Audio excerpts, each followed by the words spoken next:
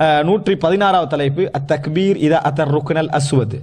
அதாவது அந்த ஹஜர் அஸ்வது கிட்ட வந்தா ருக்குன் என்று ஹதீஸ்ல வந்து அது ருக்குன் என்னது இந்த இதுதான் இந்த ஹஜர் அஸ்வத் உள்ள ருக்குன் தான். ருக்குன்னு பொதுவாக அந்த 4 ருக்குன் இருக்குது, 4 மூலைகள். ருக்குன் அப்படின்னு ருக்குன் வந்து அது என்னது ஹஜர் அஸ்வதை தான் குறிக்கும். ரசூல் ஸல்லல்லாஹு அலைஹி வஸல்லம் குல்லமா அத்தர் ருக்குன அஷார இலைஹி பிஷைஇன் கான இந்தஹு வ கப்பர.